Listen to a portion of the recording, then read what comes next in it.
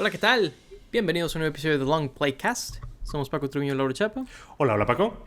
¿Qué onda, qué onda? Y pues bueno, en este episodio vamos a hablar de la película de Pinocho, de Guillermo del Toro. Esta película coproducida con Netflix, ¿verdad?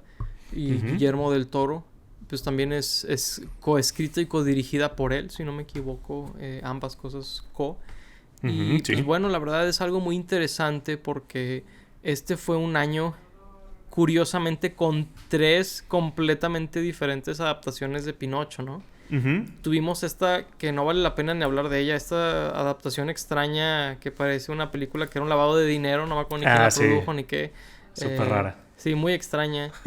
Luego pues está la de Disney, que es como un pseudo remake de la que hicieron hace casi 100 años, como 80 años. Que pues por ahí, de hecho, sí tenemos una reseña de ese episodio. Digo, de esa película, si lo quieren ver. Pero bueno, la verdad es que ahí tenemos muchas cosas que decir, la verdad, por ahí. Opiniones muy fuertes, creo, ¿no? Para hacer una película de Disney. Pero bueno, en este episodio vamos a estar hablando de la de Guillermo del Toro, que pues es muy interesante, no nada más porque partemos desde que Guillermo del Toro dijo que no iba a ser para niños necesariamente, que iba a ser más bien para todo público, que iba a ser más oscura, más todo esto. Y yo creo que algo que también hace que resalte mucho esta película, probablemente más que el tono, es la animación, el stop motion. Claro. Digo, desde la primera vez que vimos el primer tráiler, ¿no? De la película, el look de la película con el stop motion, la iluminación, estas marionetas, o no sé cómo se les llama exactamente, pero estas figuras, ¿no? Que pues posan para la animación. Tiene un look increíble, o sea, genuinamente el stop motion ha evolucionado de una manera que no sé si me hubiera imaginado, ¿verdad? Pero viendo esta película, a veces sentía yo que parecía como si fuera motion capture, ¿no? Donde pareciera como si fueran actores traducidos a través de CG o algo, pero no, es motion capture, stop motion. Y se me hizo muy, muy padre. Adentrándonos a la historia más adelante, pero Lauro, ¿qué te pareció la película? Sí, la atención a detalle en cuanto a cómo está grabada la película es impresionante. Si tienen la oportunidad de ver el detrás de escenas, por ahí Netflix sacó uno dentro de la plataforma. En redes sociales también han estado sacando algunos otros, igual de los actores como detrás de escenas grabando la película. Está muy, muy bueno. Y sí, como dices, había partes donde parecía pues animación regular o motion capture. Y es que el arte del stop motion ha evolucionado bastante, ¿no? Tal vez hace años pudimos haber pensado que eran tal vez las últimas películas que se hacían de stop motion y ya como que pues iba a ser un arte que se dejara atrás como muchos otros, o que evolucionara de manera muy distinta, de manera que no se tuviera que hacer como se hace por cuadro. Claro. Pero no, la verdad es que lo han perfeccionado a un nivel impresionante, ¿no? Yo creo que aún viendo la película en mute y ni siquiera sabiendo de la historia, puedes como impresionarte por cómo está hecha esta película. Que digo, por ahí también tiene algunos efectos digitales que se tienen que utilizar para acompañar con el stop motion. Ahí lo podrán ver un poco más en el detrás de escenas, pero pues visualmente preciosa, ¿no? Para empezar. Sí, para empezar. Y sí, por ahí sí se pueden llegar a apreciar algunas escenas que tienen como un poquito cargadas en efectos visuales digitales. Pero ahí yo lo compararía un poquito donde el stop motion no compite con los efectos digitales en esta película, más bien compite con los actores, ¿no? Porque pues utilizan pantallas verdes y cosas así, como utilizarías con actores. Así que es interesante ver esta dinámica, ¿no? Donde es parte del arte de una manera pues como muy básica de las películas, que es la actuación, ¿no? Sí, claro. En ningún momento los efectos especiales llegan a reemplazar el stop motion. Más bien lo complementan, ¿no? Inclusive hay cosas que tal vez tú puedas pensar, si conoces un poco más de cosas técnicas y así, que eso habría sido más fácil hacerlo con algo digital, o que tal vez no van a hacer como tantos modelos distintos como para hacerlo stop motion, pero no, o sea, todo lo que se podía hacer de stop motion lo hicieron. Inclusive tienen figuritas de distintos tamaños, hasta tener un Pinocho gigantesco para poner al Pepe Grillo ahí chiquito. Entonces, sí, los efectos especiales digitales nada más vienen a complementar lo que de otra manera no podría hacerse. Claro, sí, completamente. Y lo que hace que la película tenga una identidad visual muy, muy única. Sí. La verdad, digo, ahorita vamos a hablar de nuestras opiniones de la historia en sí, pero creo que el puro arte visual amerita de que vean esta película. Recomiendo que la veas. Si, o sea, si la historia a lo mejor al final no te encantó o lo que sea, la pura animación yo creo que se merece el elogio más grande que, por ejemplo, el Oscar a mejor animación. Yo creo que se lo debe llevar sin duda. Al menos está súper dado, ¿no? Claro que sí. Sí, digo, a menos que Disney meta mano, ¿verdad? Pero... Sí, no, yo creo que va a ser muy obvio si algo así pasa, porque es... digo, no conozco ninguna película que le llegue a los talones en esta, en cuanto a animación. Y digo, si pueden ir al cine, vayan. Yo la vi en Netflix, pero si pueden ir por ahí. De hecho, anunciaron justo hoy, que la van a tener hasta el final del año. Entonces, pues si tienen una oportunidad, pues vayan a verla al cine. Pero si no, Netflix está bastante bien. Sí, la verdad es que sí. Ahí, la forma en la que puedan verla, ¿no? Claro. Y bueno, pues ahí los elogios más grandes posibles en la animación. Creo que yo la verdad voy a seguir elogiando mucho la película. Me gustaría hablar sobre algunas de las actuaciones, porque creo que absolutamente todo el elenco fue increíble, ¿no?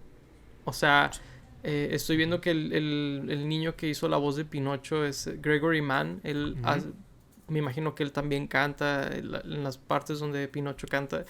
Tiene una voz increíble ese niño. Genuinamente increíble. Sí, es perfecto para Pinocho y lo hace muy bien en cuanto a que pues parece que realmente es un pez fuera del agua, entre robot, entre criatura que pues no sabe qué está pasando. Y pues eso es una tarea muy difícil de pedirle a un niño. Yo no sé si este niño tenga experiencia, no lo reconozco de ningún lado. Llegué a pensar que estaba relacionado con la actriz Leslie Mann, pero no es así. Entonces, pues digo, quién sabe si su familia sea como de actores o actrices o algo por el estilo, pero el caso es que lo hizo muy bien, ¿no? Tanto cantando como interpretando el papel de Pinocho, que muchas veces creo que el papel de Pinocho es el más difícil en esta historia, ¿no? Hemos visto otras interpretaciones, como la que decías del principio, en donde el que más se nota que está mal hecho es Pinocho por la dificultad de cómo hacer este personaje... hacerte creer que realmente es un muñeco mágico y no simplemente un niño hablando por ahí, ¿no? Sí, porque como dices tú, Pinocho no es necesariamente un niño normal que le puedes decir a un niño, lee esto, ¿verdad? Sí, claro. Tiene una personalidad muy particular porque nació como si tuviera 8 años y sabe hablar, pero no sabe nada de nada, ¿verdad? Exacto. O sea, es muy interesante la dinámica que tiene Pinocho y yo creo que en este caso, Gregory Mann hizo un excelente trabajo, ¿verdad? Vientos.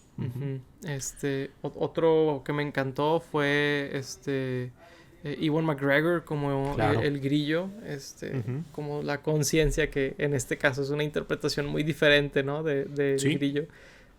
Se me hizo bastante bueno también. El Pepe. Sí, muy bueno Ewan McGregor, y con su voz se pierde bastante en el personaje, creo, por lo general. Digo, claro que lo identifico y todo, pero muchas veces es como de, pues solo es Obi-Wan hablando, ¿no? Pero aquí sí le daba como esta tonadita distinta al Pepe Grillo y muy bien. Yo creo que todos los que salieron ahí, Geppetto, que es David Bradley, que si no reconocen ese actor, es el señor Finch de Harry Potter. Sí. Entonces por ahí sale Ron Perlman, sale John Turturro, Finn Wolfhard, Kate Blanchett. O sea, tiene un cast increíble. Christoph Waltz, que es el villano por ahí. Sí, hasta sale Bob Esponja, entonces... Sí, Tom Kenny. Todo el cast. Yo creo que ningún actor o actriz me salió ahí de que él o ella no lo hizo tan bien. Todos lo hicieron de manera perfecta, ¿no? Y todos tienen como retos muy, muy diferentes, ¿no? Sí. Kate Blanchett es un chango que hace otras vocecitas que también son Kate Blanchett con muñecos. Sí. Y luego Tim Blake Nelson es 4 personajes que son los conejitos. Entonces, todos tienen sus retos por ahí. Sí, la verdad es que es sorprendentemente impecable, ¿no? Todos los actores. Y eso habla, pues, de una increíble dirección también, ¿no? Sin duda. Y, pues, otra cosa que a veces dejamos hasta el final, pero ahorita me acordé, la música. La música de esta película, tanto las piezas musicales donde cantan, como mencionábamos, Gregory Mann y Ewan McGregor y otros personajes, pero también el soundtrack o la banda sonora de la película se me hizo también increíble. O sea, es ¿cómo se llama? Alexander Desplat. Desplat, que él también hizo el soundtrack de The Shape of Water.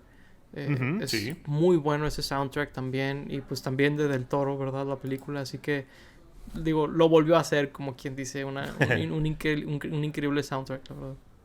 Sí, él es muy, muy famoso por sus soundtracks como un poco más low-key, digamos, donde tal vez no te aprendas los temas o cosas por el estilo, pero definitivamente complementa mucho estas historias, hace muchos soundtracks como de época y cosas por el estilo, y aquí te sitúa muy bien tanto en el lugar como en los sentimientos que están experimentando los personajes, ¿no?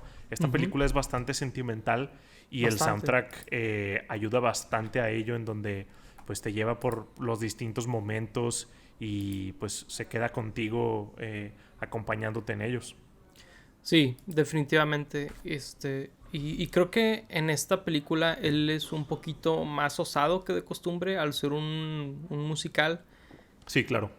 Pero sí, la verdad es que no es como súper, ¿cómo se dice? Que la melodía carga la música, ¿no? No es tan tarareable como otras cosas. Sí, claro. Pero sí, digo, la verdad es que muy, muy bien. Y bueno, pues, digo, ahí a lo mejor es mucho preámbulo, pero creo que es una película que lo amerita, porque desde un punto de vista técnico tiene muchos, muchos logros, más allá de si la historia está padre o no, ¿verdad? Claro. Y creo que valía la pena como, tener como todo eso que a veces dejamos al final, el contexto. Y pues bueno, ahora sí hablar de la película. Seguro. Pues este fue un passion project, ¿no? De Guillermo del Toro, que él platicaba que tenía mucho tiempo en querer contar esta historia. Y pues una pregunta que era válida, creo yo, era, pues, ¿qué tanto vas a decir con Pinocho? ¿Vas a adaptarlo, ok? Y luego, o sea, ¿cuál era tu ansia de adaptarlo, no? Sí. La verdad es que viendo ya su adaptación ya finalmente realizada, es que es una interpretación muy diferente, ¿verdad? De Pinocho. Es muy interesante. Sí, es una reinterpretación total. O sea, sí toma como base las ideas, algunos valores que tiene la historia original, algunos beats inclusive bastante iguales a lo que tiene la película original, pero sí bastante recontextualizados, ¿no? No como copy-paste como lo hizo la de Disney. Y después de cierto tiempo, ya que tiene como establecida esta historia que ya todos conocemos, ya da un giro completamente distinto, ¿no? Sin perder la historia como principal de lo que se trata Pinocho, pero sí dándole matices mucho más profundos de los que tiene la película original y muchos más también en cantidad de lo que tiene la película original. O sea, si las comparas una con una, pues la original termina siendo muy simplista, ¿no? Y creo que esta se fue a cosas que yo, como dices, yo no me hubiera imaginado que una película de Pinocho podía hacer algo así. Yo, antes de saber como un poco más de la película, yo no tenía como muchas ganas de verla por lo mismo. Otra película de Pinocho, ¿cuántas no hemos visto, no? Entonces, el lograr eso, sobre todo con una historia tan conocida y tan repetida, pues creo que es algo de mucho valor. Sí, definitivamente. O sea, sobre todo cuando hay una interpretación tan definitiva. No solamente hay tantas, sino está con la que te van a comparar siempre, ¿no? Que es la de Disney de hace 80 años. Sí. Que al mismo Disney lo compararon negativamente con su propia película, ¿verdad? Cuando salió esta nueva adaptación y remake. Y creo que desde ese punto de vista, dices, ok, ¿qué tienes que decir? Y pues evidentemente tenía mucho que decir, ¿verdad? O sea, bastante que decir. O sea, si bien me quejé con la de Disney de que, oye, le agregaron media hora a la película y tiene menos cosas, ¿qué pasó ahí? ¿Verdad? Sí. Aquí al contrario, cuenta algo que el mensaje original no se pierde, pero tiene tantos otros mensajes que compartir, sí. ¿verdad? Y tiene unos diálogos que son así como duros, ¿verdad? Y muy concisos. Sí. O sea, está muy bien escrita esta película. Tiene unos símbolos muy padres y tiene muchas cosas que creo que aportaron muy... O sea, cuando Del Toro agarra una historia, ¿no? Muchas veces le mete algún elemento que dices, ok, ¿qué vas a hacer con este elemento? Y siempre hace algo interesante con eso. Por ejemplo, en esta adaptación, siento que no es necesario como recapitular de qué trata Pinocho, ¿no? Del niño de verdad, bla, bla, bla, de madera. Pero en esta adaptación, Pinocho muere, pero va como a esta especie de inframundo o purgatorio y tiene que esperar un momento en este especie de purgatorio, ¿no? Y pasa el tiempo y revive. Pero cada vez pasa más tiempo, ¿no? Y se me hizo muy interesante porque claro que dices, ok, ¿qué va a hacer con esta idea hacia el final de la película? No te lo presenta nada más porque sí. Y creo que esa dinámica sobre el valor de la vida, ¿verdad? De lo que implica estar vivo, de lo que implica el tiempo, es algo que cambia completamente la dinámica de la película hacia el final. Y se me hace muy interesante lo que decidió platicar sobre eso, ¿no? Sobre la mortalidad y la vida. Sí, claro. Recontextualiza completamente la película, ¿no? Porque realmente la original también se trataba de eso, ¿no? Era sobre que Pinocho iba a ser un niño de verdad. Pero hasta ahí se quedaba. Aquí sí te trata cosas como la mortalidad y cómo la gente muere y no aprecia el tiempo que pasa con sus seres queridos, o a veces se separan por cosas que dicen y luego el tiempo los hace como darse cuenta de las cosas que pasaron y tal. Y cuando te presentan eso del inframundo, pues tú te vas como imaginando tal vez lo que pudiera llegar a pasar y al final termina siendo algo que yo completamente no esperaba. Sí, la película a mí me encantó. Creo que es una historia preciosa, desgarradora, como suelen ser en las películas de Del Toro. Por mucho tiempo estuve llorando tanto que tuve que pausar la película en un momento. Realmente es una historia muy buena, muy, muy bonita y que te enseña bastantes cosas. Es algo que, otra vez, usualmente hace Del Toro, te pone a reflexionar sobre la vida y sobre la gente, sobre las cosas que hacen. Critica tantas cosas como el capitalismo, la guerra, el nacionalismo, y todo en una película no dura mucho, ¿no? Hora y media, a lo mucho 2. No, sí alcanza a durar 2. Digo, dura 2, pero con los créditos dura a lo mejor 1:50, una cosa así. Sí, pero se va bastante rápido. Bastante. Está divertida, tiene varios chistes que por ahí sí tal vez sean de adultos, pero están padres. De hecho, yo sí siento que la película es un poco más de adultos. No se la pondría a un niño en lo personal, pero pues bueno, a mí me encantó. Sí, a lo mejor y no sería la primera película que le pondría a un niño, ¿verdad? A lo mejor es un niño un poquito más grande al que ya le puedes poner algo así. Sí. Tiene muchas cosas que le agrega a la historia. Por ejemplo, lo que mencionabas de la guerra es todo este subplot que hasta donde yo sé es completamente nuevo, ¿verdad? Esta adaptación. Y se me hace muy interesante porque funciona completamente con lo de la mortalidad de Pinocho, ¿no? Que vuelve a la vida después de un tiempo. Pero sin preguntarle a Pinocho ni nada. Es como que no, tú tienes que hacer esto, ¿no? Y luego llega, pues como en la historia original, el showman, no me acuerdo cómo se llama, que dice, tú tienes que hacer este show conmigo, ¿no? O sea, como que es algo que es parte de la historia original hasta cierto punto. Es que tú tienes que hacer esto para mí, ¿no? Como que todos quieren sacarle provecho a Pinocho por ser diferente. Y al mismo tiempo nadie lo aceptaba como era. Que se me hace algo muy interesante, ¿no? Como que son estas personas que, si bien te quieren para sacarte provecho, al mismo tiempo no te aprecian a ti como individuo, ¿verdad? Y se me hace muy interesante porque es fácil a veces confundir estas dos cosas, ¿verdad? El aprecio comparado a el provecho, ¿verdad? Claro, también creo que por ese lado probablemente criticando a la industria Hollywood, en donde pues muchas veces así toman a los actores, directores, escritores, lo que sea, se aprovechan de ellos y luego ya no les importa lo que hagan en su vida o si son malas personas o cosas por el estilo. Entonces yo creo que pues también puede ser por ahí un tipo de crítica, pero sí está muy interesante como ese lado y cómo Pinocho, este Pinocho a diferencia del otro, es como un poco más consciente. Siento que a pesar de que la película original se trata como de Pinocho aprendiendo cosas con Pepe Grillo, aquí sí siento que se nota un poco más ese aprendizaje y como su cambio en el personaje, en donde hasta cierto punto Pinocho ya quiere hacer esas cosas porque quiere ayudar a Geppetto, a su papá. Ve que está sufriendo por varias cosas, ve que está en algún tipo de problema y quiere salvarlo. Se me hizo muy, muy padre, muy interesante ese lado en donde Pinocho realmente sí está aprendiendo cosas y no nada más dice que las aprendió, ¿no? Sí, no es de que la película al final te dice, es que aprendió a ser bueno, ¿verdad? Claro. Tú lo ves evolucionar y lo ves cambiar a lo largo de la película, ser menos ingenuo, ¿verdad? Ser más empático, son cosas que dices, ok, aquí todavía le falta ser más empático, aquí ya es muy empático, ¿sabes? O sea, y luego aquí es muy ingenuo, aquí ya no es tan ingenuo, aquí sabe perfectamente las consecuencias de lo que está haciendo. Es muy interesante cómo en 2 horas lograron hacer este cambio del personaje, un crecimiento que pues casi no se ve en películas de este tipo, ¿no?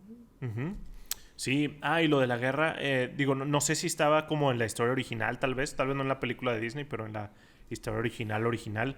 Sé que el hijo de Geppetto sí había muerto, o al menos eso me sonaba de que el hijo había muerto en la guerra o algo así, pero pues ahora lo pusieron muy front and center, ¿no? Donde la película empieza con un golpe al hígado, donde tienes a Geppetto ya feliz con su hijo humano original, digámoslo así, Carlo, y luego cómo trágicamente muere ahí en un bombardeo, creo que es austriaco, algo así.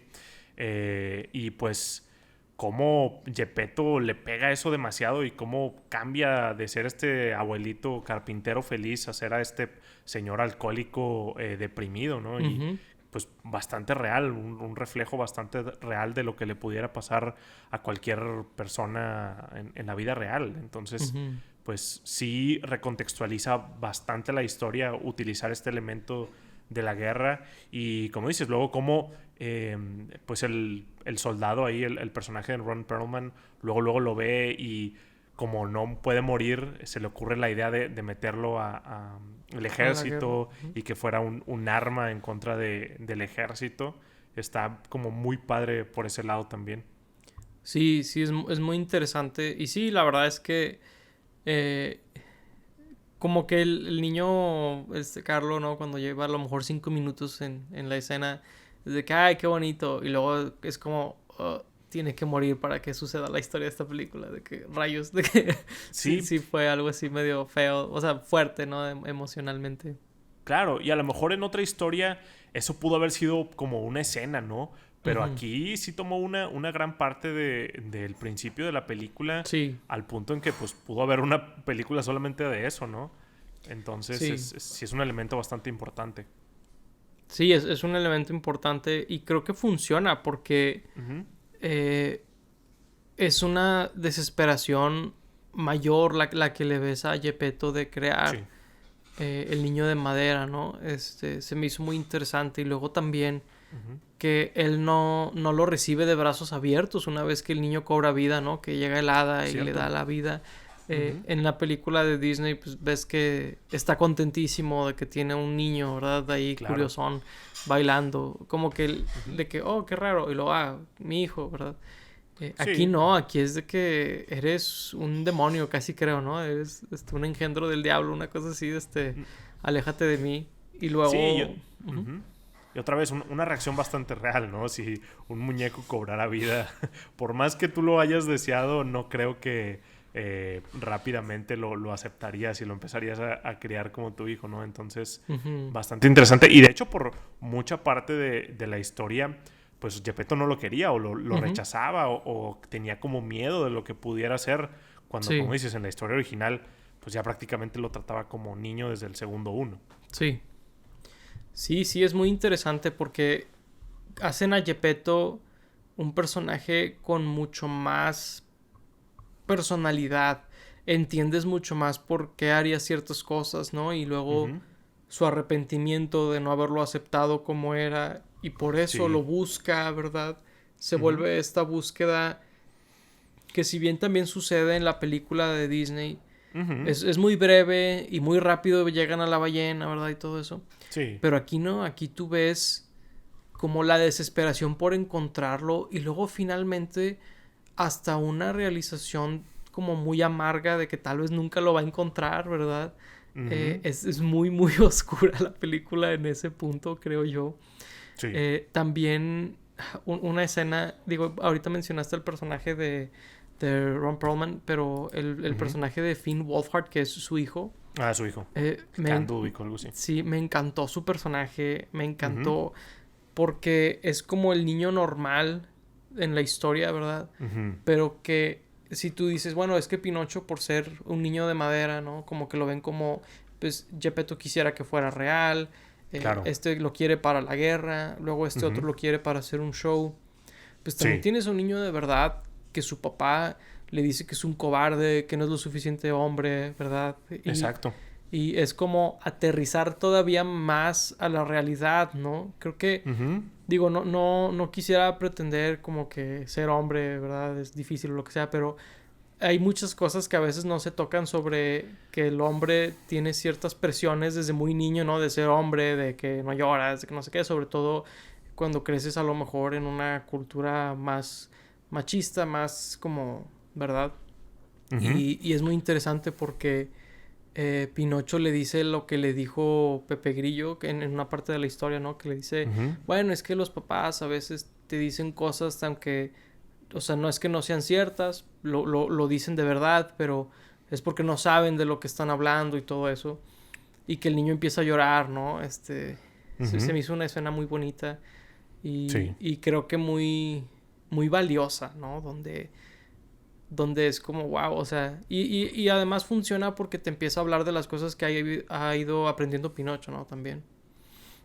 Sí, son estos elementos de los padres que están como esperando algo de sus hijos que no son o que no quieren ser, ¿no? Por el lado de Pinocho, pues Geppetto esperaba que fuera un nuevo Carlo, ¿no? Que es un elemento muy importante de la película en donde Pinocho al principio siente como esta responsabilidad de ser así, pero luego pues va descubriendo que él es su propia persona y que no quiere ser así, y Geppetto se da cuenta que lo lastimó. Y pues luego tienes la otra cara de la moneda donde el Podesta, que es el personaje de Ron Perlman, está exigiéndole a su hijo, el Candlewick, que sea este soldado y que sea valiente y que vaya a la guerra y que dé su vida, cuando él ni siquiera le interesaba eso. Él no quería ser así, y él pues en vez de aprenderlo como Geppetto, él sí completamente pues casi que lo quería matar, ¿no? al niño, y cuando no le hace caso. Y pues como dices, algo muy real, ¿no? Se ve todo el tiempo de padres que quieren algo para sus hijos que los hijos no quieren. Y está muy padre esa escena que mencionas cuando están en la cama y que los dos empiezan a fingir que quieren, que les gusta la guerra y que ninguno de los dos va a tener miedo y así. Y termina la conversación con él llorando, ¿no? Con el Candlewick. Entonces es un momento como muy bonito y en donde Pinocho realmente hace un amigo. No recuerdo que en la original tuviera un amigo de verdad. Digo, por ahí sí habla con algunos niños con los que va a la isla esta prohibida, pero aquí sí se nota como una camaradería de verdad, ¿no? En donde en la siguiente escena donde estaban ahí en el entrenamiento eran enemigos y al final básicamente hacen equipo. Que pues si tú lo vieras de otro lado es como de, hey, pues ellos realmente pues en la guerra van a ser compañeros, ¿no? Entonces el trabajo en equipo va a ser muy importante, y que ellos decidieran como juntos llegar a la meta podría ser algo muy bueno, ¿no? Pero pues el papá a fuerzas quería que se pelearan y que alguien ganara y que fueran como muy viscerales y cosas por el estilo, ¿no? Y luego lo vemos rebelarse contra eso, a este Candlewick de su papá, y salvar a Pinocho, bueno, intentar salvar a Pinocho. Entonces es algo muy muy padre, un elemento muy bonito. Sí, y pues digo, eso es una de las historias que agregan que es muy interesante. Y luego también se me hizo interesante la historia del personaje de Kate Blanchett de Spazzatura, que por cierto quiere decir basura en italiano. Y se me hizo muy interesante porque sucede algo similar donde se dan cuenta que realmente están pasando por algo muy similar, Pinocho y él, donde están siendo explotados por el conde, ¿qué? El personaje de Christoph Waltz, Volpe. Se me hace muy interesante también esa parte donde encuentran como en su sufrimiento y toda esta camaradería, ¿no? Donde, oye, si nos unimos podemos ser libres, ¿no? De esta persona que, si bien pareciera tener como este poder absoluto sobre nosotros, hasta les dice que son sus esclavos en una parte. Se dan cuenta que si unen fuerzas, ¿verdad? Se deshacen de él, ¿verdad? Y se vuelven amigos y encuentran algo mayor que lo que, pues, aquel les prometía, ¿no? Que era nada más dinero y cosas así. Sí, que de hecho, pues, en la historia original, digo, no sale exactamente ese personaje de Spazzatura, pero es como la versión de El zorro y el gato que lo llevan con el del circo, ¿no? Que aquí no hay ni un zorro ni un gato. Básicamente el zorro y el señor del circo es uno y el gato es Spazzatura, el changuito. Pero pues realmente esos personajes nada más están ahí, ¿no? No tienen como gran participación o un gran arco. Claro. Y en pues es otro de los amigos de Pinocho, que es otro que Pinocho defiende inclusive, que es algo que pues en la película original no recuerdo que veamos. Es algo que aprende Pinocho, en donde pues nota que estaba sufriendo este otro personaje que pues era un animal y había maltrato animal en este circo del conde Volpe. Y pues un elemento como muy interesante en donde al principio el changuito con los muñequitos estaba como intentando salvar a Pinocho, pero como desde un lugar de celos, ¿no? Donde él quería que le pusiera más atención a él. Y luego después de eso ya lo hace desde un lugar en donde quieren ayudarse mutuamente y de hecho finalmente sí ayuda a Pinocho a escapar ahí de una situación precaria en donde estaba a punto de morirse.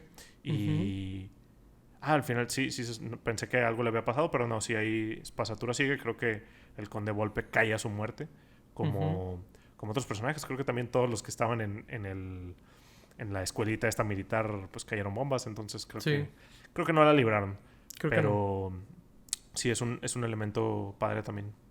Sí, de hecho, y es interesante también lo que mencionas de que la primera reacción de Spazzatura, o el changuito, porque no soy italiano, pero que el personaje al inicio como que tiene como dices tú, los celos, ¿no? Y de alguna manera él lo que estaba haciendo era depositar su odio que tenía por el conde en Pinocho, ¿verdad? Sí. Como al no entender muy bien cuál era el origen de su sufrimiento realmente, porque pues qué tanto importa, ¿no? Si sus marionetas están atrás del Pinocho mientras están bailando, todo eso, realmente el sufrimiento que estaban teniendo los dos era pues la explotación, ¿verdad? Pero es muy interesante porque creo que es algo que también sucede en la vida real, donde una persona que está sufriendo por un sistema le echa la culpa a otra que a lo mejor y marginalmente o desde un punto de vista muy, muy abstracto inclusive la está pasando mejor que tú, ¿no? Cuando realmente el culpable de lo que les está pasando, de todos los problemas o muchos de los problemas al menos, pues está en otro lado completamente, ¿no? Y tiene el sartén por el mango, ¿no? Como quien dice. Sí, en lugar de culpar al sistema, y pues ahí vemos que Spazzatura inclusive pues le dice a Pinocho de que hey, te está robando este vato, ¿no? Que es algo como que no imaginaríamos. Y de hecho ahí pues me gustó que no lo pusieran como con tanta ayuda de la hada madrina. Creo que eso es algo que cambiaron bastante. Había una escena en la original en donde el hada madrina básicamente lo salvaba ahí del tren en esa parte. Sí. Entonces está padre como ese cambio a interacciones pues más humanas, más reales, digamos. Sí, que no viene un tercero a salvar a los que están pasando lo que están pasando, ¿no? Ellos mismos son los que se sacan de ahí. Sí, se sacan de los apuros.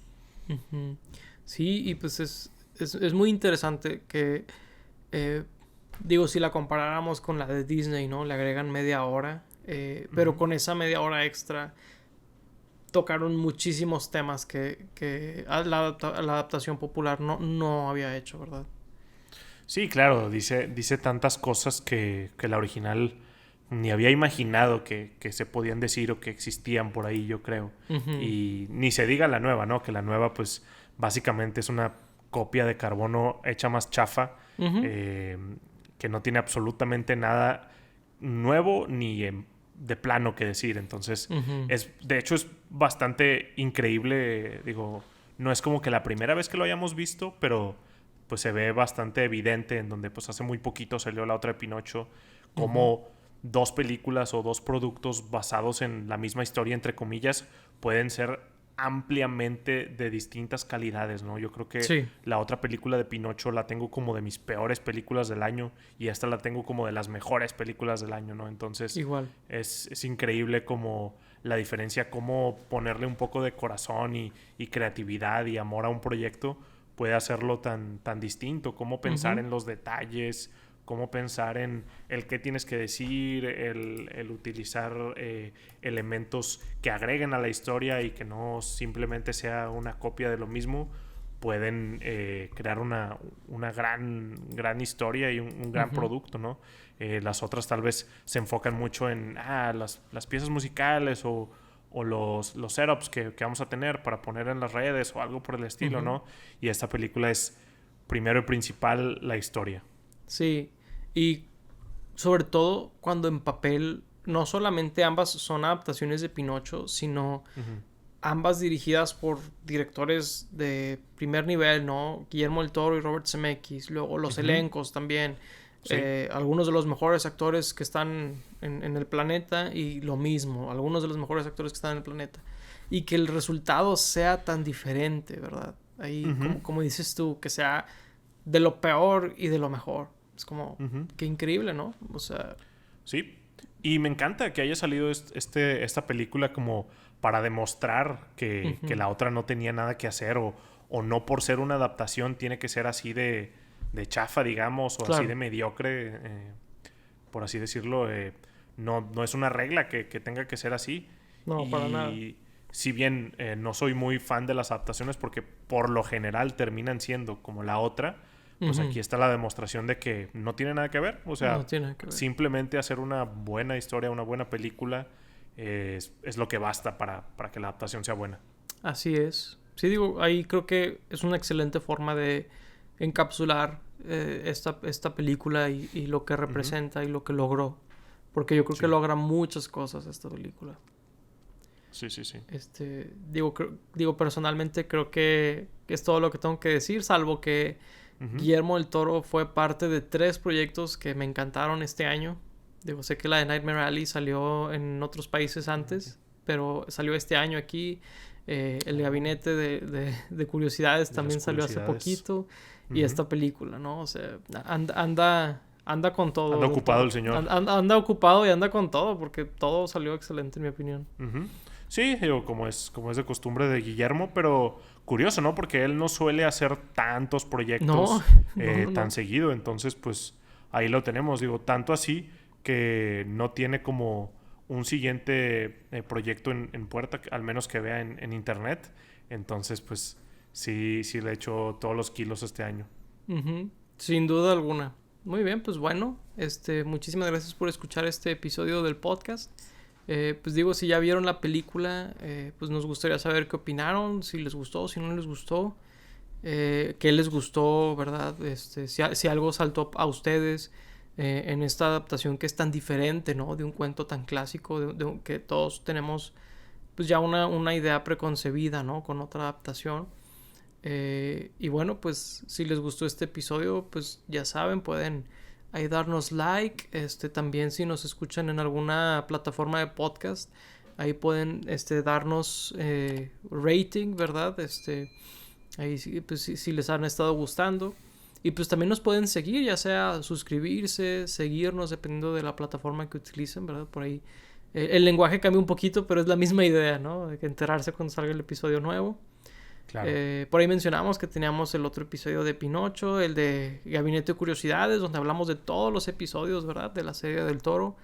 También, si se van más atrás, tenemos del Callejón de las Almas Perdidas, la película de Nightmare Alley que del Toro sacó a inicios de año, al menos en México. Ahí sí se tienen que ir un poquito más atrás para encontrar ese, pero ahí está. Y bueno, pues fuimos Paco Triviño y Lauro Chapa. Muchas gracias por escucharnos. Y pues hasta la próxima. Bye bye. Bye bye.